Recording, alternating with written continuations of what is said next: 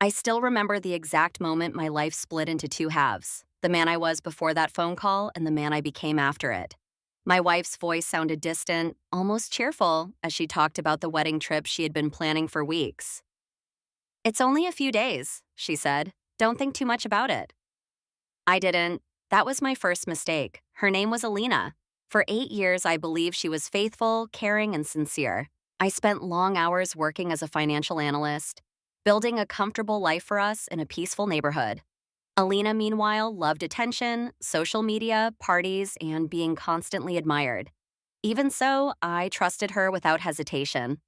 The trip was meant to be her cousin's destination wedding. Beaches, music, laughter. At least that's what the photos she sent made it look like. But deep down, something felt wrong. Her calls became shorter, her texts colder, and when she came back, she didn't seem like the same woman who had left. She avoided looking me in the eyes. She pulled away whenever I touched her. Our nights turned painfully quiet. I asked what was bothering her, but she brushed it aside. "I'm just tired," she said. But tired people don't hide their phones or answer calls in another room. A week later, everything fell apart. I got a call from a clinic. At first, I thought they had the wrong number, but then they confirmed both my name and hers. My chest tightened as the doctor calmly explained that I needed to come in immediately for testing. Confused and terrified, I went. That was the moment my world shattered. I had been exposed to a serious infection, something that doesn't appear without a reason, something caused by betrayal. I sat there frozen, trying to understand what I was hearing. I had never cheated, not once. There was only one explanation, and deep down, I already knew it. When I returned home, Alina was sitting on the couch scrolling through her phone as if nothing had happened. I didn't shout, I didn't lose control. I quietly placed the test results in front of her. The color drained from her face.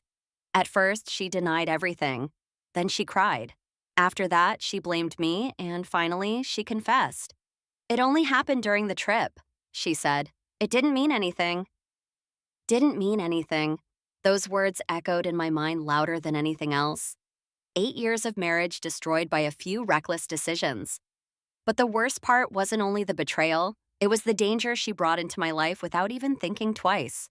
That night, something inside me changed. I didn't argue, I didn't beg for answers. I became calm, almost emotionless. Over the next few days, I quietly made my plans. While she believed I was grieving, I was preparing. I hired a lawyer, and a very good one. I collected evidence, messages, photos, timelines. Everything she tried so hard to hide slowly came into focus.